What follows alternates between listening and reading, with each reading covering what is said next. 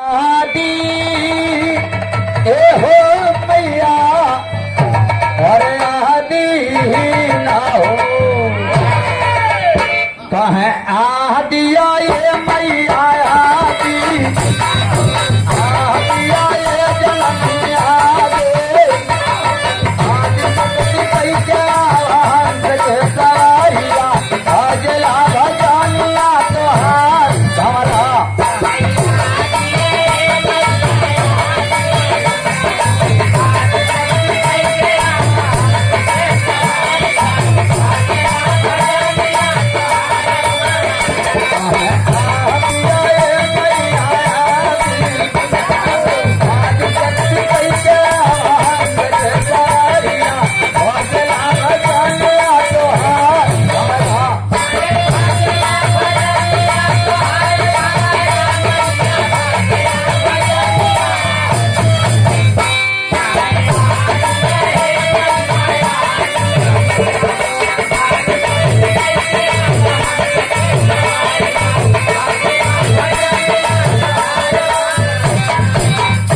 पहले लाइन में उस भगत ने अरदास किया है, लेकिन अरदास की लाइन क्या दिया आगे जरा गीत में देता हूं।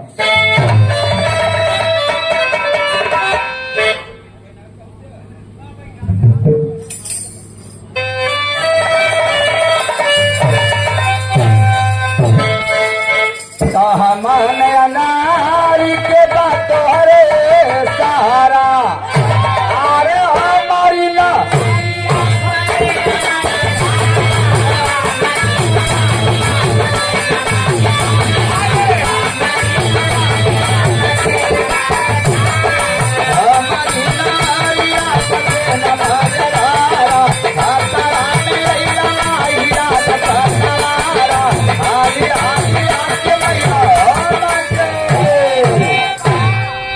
हाथ में पतवार लेकर के माता रानी से नाव को खे करके पार कर देना, क्योंकि अभी तक तो नाव पे अकेला था, लेकिन भार धीरे धीरे बढ़ता जा रहा, इसलिए यह संगीत की नाव को खे करके पार करना ये मेरी औकात नहीं है। अगर मेरी नाव जल के बीच में होती तो प्रयास करता, गगन में होती तो प्रयास करता, लेकिन यह संगीत की नाव तो जनता जनार्दन के बीच में है और जनता के बीच से नाव को खे करके पार कर दे हमारा इतनी बड़ी इसकी औकात, इसलिए तेरे चरण में आस लगाया हूं। कैसे बच्ची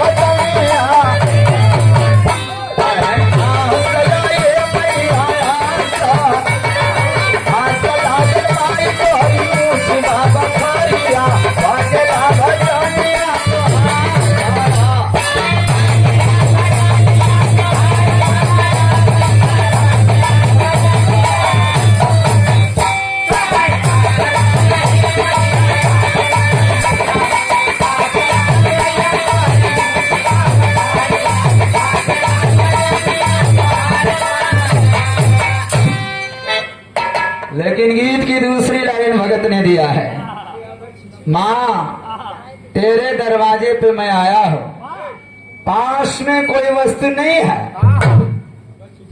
अगर कुछ ले करके आया हो तो खाली AK-47 AK-47 यार माई के दरवाजे के हुए AK-47 लेके जाला। हाँ अपने सुरक्षा खातिर भाई माई सुरक्षा ना करी, हाँ माई अपन सुरक्षा करबन के उनका आँख फूट गए तो हार कहाँ करी, लेकिन उस भगत ने आवाज दिया है, बच्चे पनाही धूपति पनाही पूजा के समनिया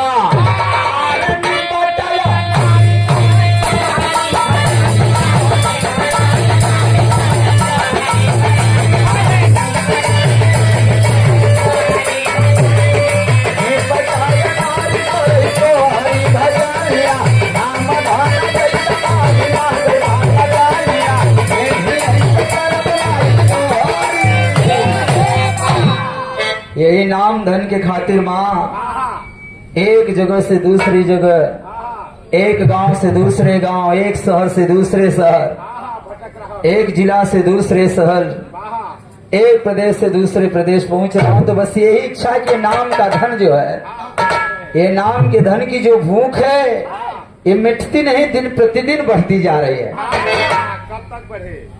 जब तक सांस चले। तो भाव दिया है, रास्ता कठिन है माँ फिर भी निकल पड़ा हूं। कैसे?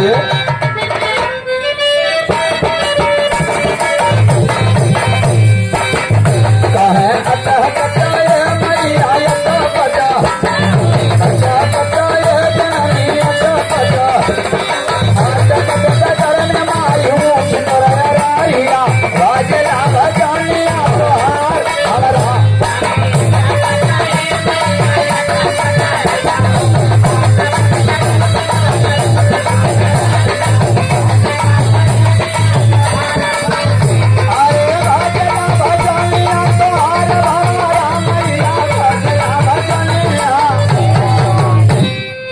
अगली लाइन भगत ने दिया कि आज के जमाने में कजरी का ये व्यवस्था है, लेकिन आज से 500 साल पहले जब कजरी सावन भादों में होता था तो उस गीत को गाने का काम ये हमारी माताएं बहनें करती थी। और जब वो करती थी तो कजरी की शुरुआत गांव के परिवार के बीच में करती थी। जिसका दरवाजा बड़ा होता था, द्वार बड़ा होता था, वही द्वारे पे कजरी हो और गांव का पूरा माई बहन इकट्ठा हो जाए। आज तो परिस्थिति बदल चुकी है, एक भाई दूसरे भाई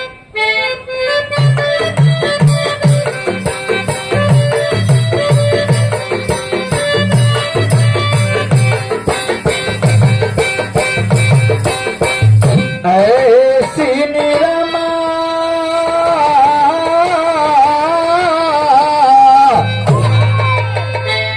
ऐसी निरमा लया जोरिया के पानी मैया कहारे रहू।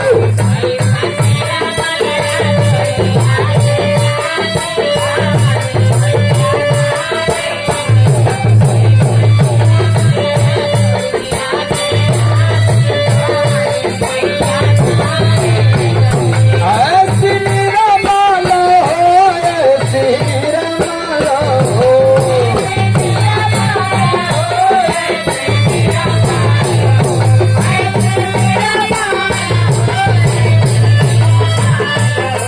ऐसी निरमा लया जोरिया के पानी मैया कहारे रहू।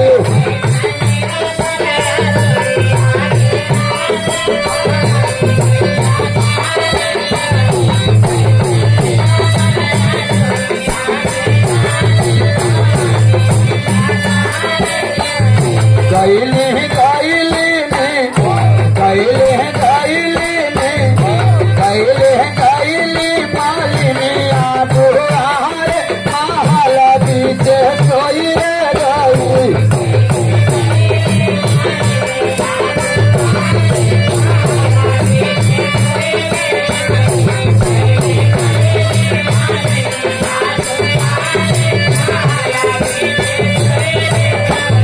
ऐसी निरमा लो, ऐसी निरमा लो,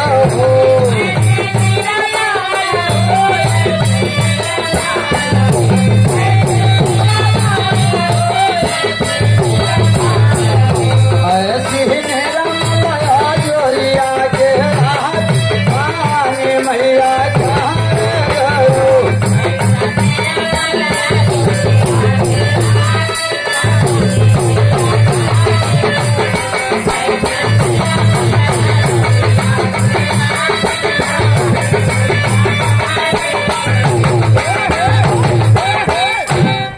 आखिरी लाइन में खानदान का परिचय है, यही लाइन से। कैसे?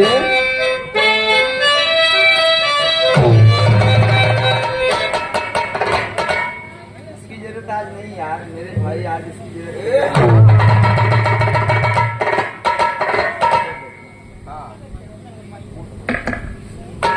ये बड़ा ही होनहार कलाकार और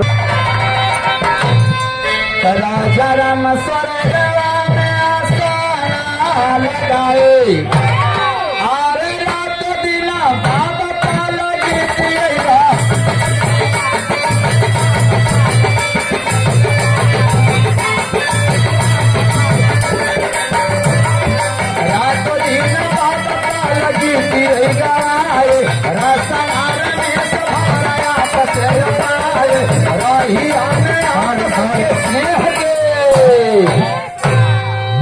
यही परिवार है हाँ हाँ जो है परिवार में हाँ हाँ सब जने चला गए, खाली एक ही जने बचा है।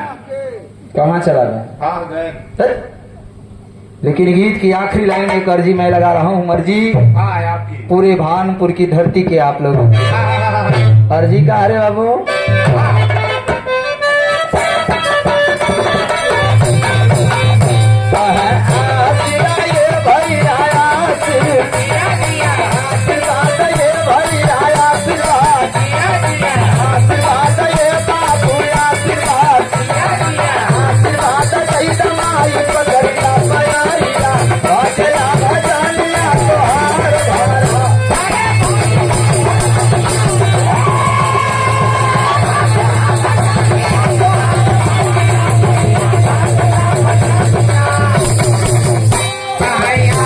Bye.